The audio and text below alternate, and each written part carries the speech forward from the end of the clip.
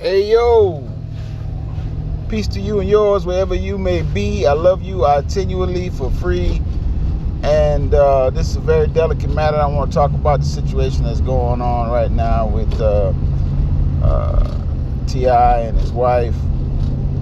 And, I know the accusations, and I saw the response, the public response that T.I. made. And T.I. is a very eloquent brother, but I'm gonna attack this from a different angle. He seemed completely sincere and believable in that response, and I, without greater evidence, I believe him. But here's the thing. Most societies in the world, from antiquity to this time, have a marriage contract. And sex is supposed to be confined inside the marriage contract. Now, there are some exceptions to that, of course, and there would be if you think about it, all the way through human history from now, from then till now, and then being wherever you want to start. So, in his video, he says, hey, what we're not going to do is go into my bedroom and so on and so forth. And I understand what he's saying, and I agree with him, and I appreciate him for saying that, and I hope he holds to that as much as he can. But people are already in your bedroom. That's already happened. And I'm not looking at the camera because I'm driving, and I'm sure y'all realize that. But people are already in your bedroom. And why are people in your bedroom? Because you like to participate in certain activities where you can't control the emotions and actions of others, and this basically puts you in a precarious situation. And I used to tell the young brothers back in the day when I would see them, running up to cars, on the block. I said, man, you trying to be like McDonald's, man. What you talking about, bro? So you trying to have a billion served, huh? And they would laugh. And then when I had the opportunity, I would tell them, I said, each person that you do that with is somebody who can put a case on you. And there's no amount of money that you think you're making that is worth the time that you could get or the stain of that felony on you. Man, there's a bunch of people here today. You would think this is a Saturday. Gee whiz, man. I'm trying to get some supplies, and it is front to back over here. This is nuts. Anyway, it's not worth it, man. That was my message to them. And some of them took it and some of them didn't. Most of them didn't. And most of them are stained. And so anyway, you can't control what really goes on between you and your wife. You know what I mean? Like you don't know. And the wife, the same thing. She can't control what you do. But every time you add somebody else into the picture, you compounding that risk and compounding that problem. So that brings us back to the marriage contract. Another thing is now the people who you're dealing with. And right now, I'm not talking about the folks who you fulfilling these desires with.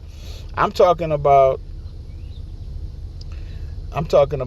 the folks who are going to come after you. These are the same type of people who go to strange places and kill strange animals that are minding their own business and stand over the top of them and take a picture. And their granddaddy used to do the same thing, but the granddaddy used to bring the tusk back, or used to bring back, proof of kill.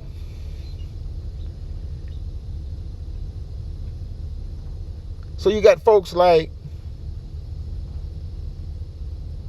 I ain't gonna run the list of names, but y'all understand, if you are a person like T.I., you're a person of means, okay, how rare are you to end up on somebody's trophy list? This is what you're subjecting yourself to for not being able to not indulge yourself in certain things. When you have the money and you have the influence, then you have the opportunity to indulge yourself in things that kings and queens do, and that's what they do, but that don't have to be you, because problems come with that. Another thing is, and this is even more important, but it all ties together, man. It all ties together, because all of us are just placeholders. I don't care how young you are or how old you are. You're a placeholder for the people that come behind you, and you're supposed to be leaving them a legacy in all respects of your life. So now, what are your children dealing with? Is this worth them thinking about you in that way? Is this worth them hearing the things that they'll have to hear? Is this worth them processing the information and saying, okay, hey, you tell me don't be like this, but you're being like that, and to me that's the same thing, whether it is or isn't. So they begin to feel like you're hypocritical. And part of that is part of the parenting experience, because even if I have a bad habit, it's not for me to encourage my children to participate in my bad habit. I have to try to make my children better. So the hypocrisy angle, that's part of the parenting experience. And we learn from our parents some things in forward and some things in reverse. So that's a responsibility on us too. That doesn't absolve the children of the responsibility of learning from us in forward or in reverse, because they are fitted, or it is instilled in them by the Creator with the inherent knowledge of right and wrong. But if you participate in behavior that, if there's a high side and a low side to it, you would not want your children to participate in the low side or the high side. But especially, let's say if there's a low side, you wouldn't want your children to participate in the low side of it. If there's a subordinate in the situation, then guess what? That that's inherently wrong. And you basically are throwing wood on the fire. And the thing about the fire is, the fire ain't never satisfied. The fire is never satisfied. As long as there's fuel, it's going to burn. So we have to look at what's in us, and in all of us, there's things that are not good, and we have to look at those things, and we have to find a way to keep those things in check, and not put ourselves in situations that we can't handle. There was a man who lived about 1,400 years ago, and peace be upon him. He said the best of those are those that, I'm paraphrasing, the best of you are those who don't put themselves in a situation that they can't handle. And so, not throwing shots at anybody. I see the brother. I see the things that he says, I see how he carries himself with his children. I see how he tries to direct other people's children to be. I'm not all that familiar with his music, so don't blast on me because T.I. said this in his music and that in his music and so on and so forth. Boom, boom.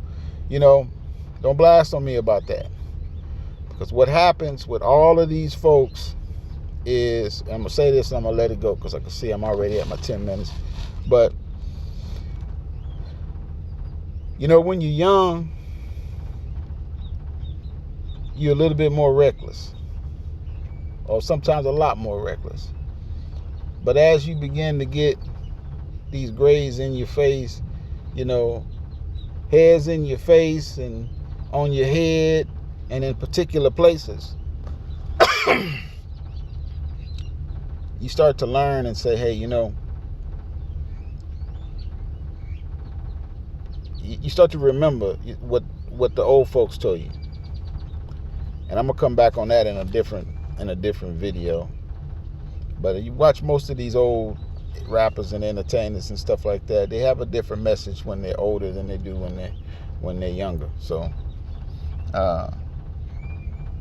like I say, love you for free, respect to you and yours wherever you may be, and I'm Ab.